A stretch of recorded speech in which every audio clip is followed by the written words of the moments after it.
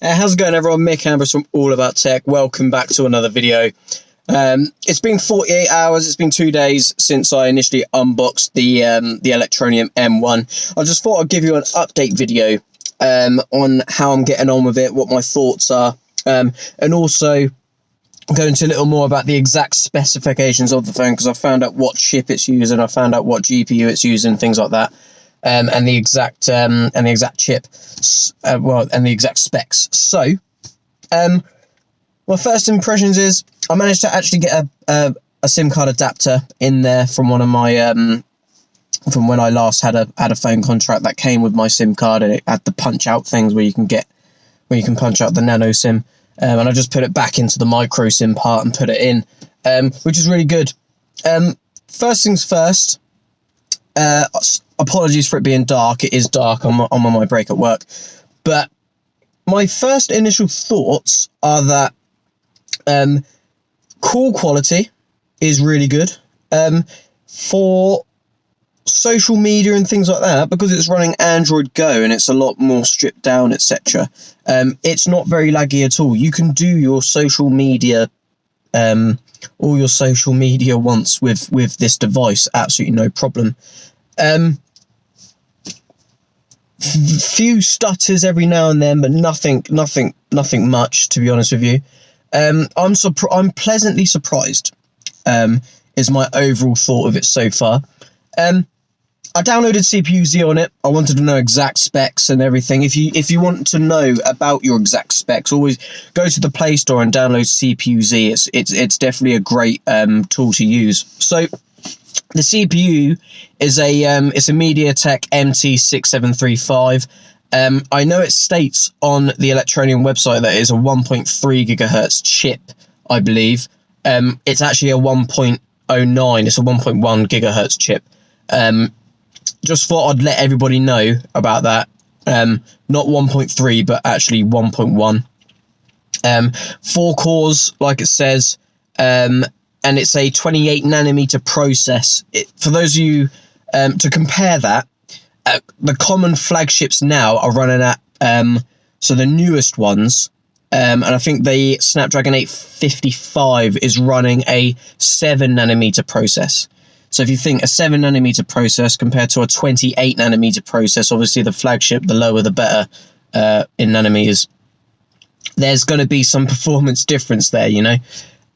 Clock speed, what I like about this is that when you're not using the cores, it's not always running at 1.09 gigahertz. It dwindles down to around 220 megahertz. And when you're not doing anything, like at the moment, it's just running on CPU, on core 0. The other 3 cores are left untouched. It's when you start doing the multitasking and things like that, having multiple apps open at the same time, that's when you're going to start using those other cores, and when you may get some slowdown. So you've got like a billion tabs open on Google Chrome for absolutely no reason whatsoever. What else? The GPU, it's an ARM GPU. It's the Mali T720. Not a bad GPU, not a high-end GPU. I've downloaded a couple of emulators. It runs Game Boy Color absolutely fine. It runs Game Boy Advance absolutely fine. That means it will run Super Nintendo absolutely fine as well. So all in all, not a bad little thing you're getting here. If you're into your emulation, if you're into your retro games like I am, playing the old Pokemon, playing the old Mario games and everything like that, the old Zelda games on Super Nintendo, you're not going to have any problems here. Really cool. Obviously, the model is the Electroneum M1. The manufacturer is Shenzhen Along Electronics Co. Limited. So that's Shenzhen Along Electronics Co. Limited. They're the ones that have made this smartphone. Well, that's the ones that Electroneum went to build the smartphone. Well, that's what it says here on the CPU-Z, that it's manufactured by Shenzhen Along Electronics. The board is the K6S. Obviously, the hardware, the MT6735, that's the MediaTek's spec, the CPU spec. Screen size is 4.08 inches. It's quite a small phone. takes some getting used to be honest, going from a OnePlus 6T where it's like a 6.8 inch display. Screen resolution is 480 by 854, so it's not quite HD, but for what it's intended for, the screen doesn't look too bad. The only complaint I have with the display really is the viewing angles. The moment you lean it forward, you lose all that color and it gets all distorted. There's not much you can do about that though on a phone of this price point though, unfortunately. But it's got a screen density of 239 dpi, which isn't too bad. The screen doesn't get too bright. That's it on its brightest setting, but it's not too bad at all, to be honest with you. Total RAM, so it states it's got a gigabyte, but it never actually has a gigabyte. It has 897 of total usable RAM, and obviously 8 gigabytes of internal storage. Android 8.1 Go, obviously, I'm pleasantly surprised. I am very pleasantly surprised with Android Go. Never used it before. It's a like I said, a stripped down version of Android, and it works really well. It works really well. I cannot complain about it so far. It doesn't look as fancy. It doesn't look that modern, but you can run all of the apps. It basically, Android Go is a way of keeping the cheaper devices at the very bottom end of the retail price. All the low end smartphones, it keeps them updated as long as possible, you know, which is good. Obviously, it has a 1600 milliamp hour battery. It's a it's a lithium battery, and then no thermal data. So yeah, that's all the specs of it. In terms of everyday use, like I said, it's been good to have as like a second phone, to be honest. Call quality. Now, the speakers, if you're watching a YouTube video, you're going to see that the speakers are quite tinny, yes, but it's a budget smartphone.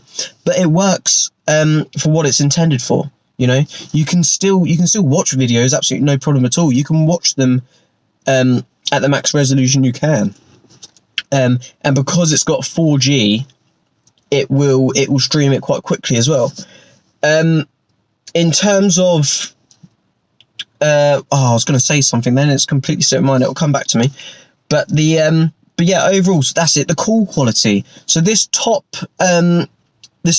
call speaker here, it's actually pleasantly clear when receiving calls. I was on the phone to one of my mates yesterday, and it was much clearer than I thought it was going to be. I thought it was going to be a bit tinnier. Don't get me wrong, the bottom speaker used for the video for YouTube and things like that, it's quite tinny, yeah, but the call quality one is fine. You know, obviously comparing it to a flagship, yeah, but I'm happy with the call quality of this.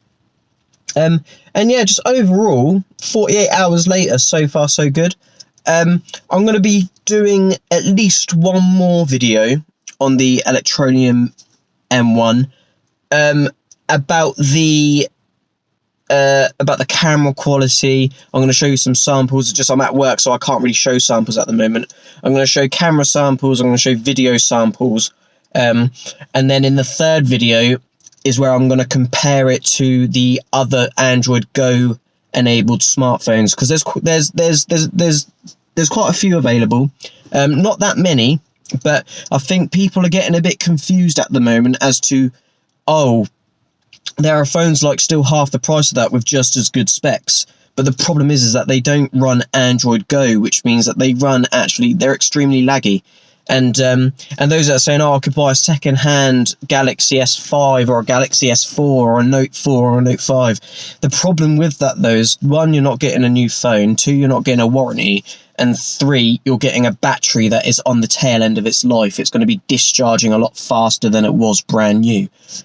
So you're actually not going to be getting that much of a better experience anyway. And because the software is a lot older, you're not getting those important security update patches that Google gives out on Android like every month pretty much. So far, really impressed with the M1. I'm carrying it around as a second phone, you know, just because I've been enjoying having it, you know.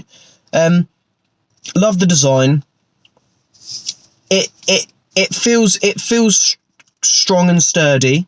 For it having a plastic back, it feels strong. So like I said, there's a couple nitpicking things like the display, the viewing angles isn't quite good. But apart from that, Electroneum have made a good little smartphone here for a great price. So if you like this video, give it a like. Sorry that I'm in like darkness, but I've got both my lights on in my car. There's not really much else I can do. But make sure you keep up to date as to when this is going to be available. It's going to be available it's going local first, and then it's going to be available on Amazon at some point, Richard said in the email. So I'll keep you updated on that. I'm also going to be doing another video soon about the rest of the MWC. Today's the last day ETN are there. So loads of cool things to talk about soon. I'm on annual leave from after today, so I'm going to have time available to make some more videos. So like, comment, subscribe, and I'll catch you guys out in the next video. Peace out.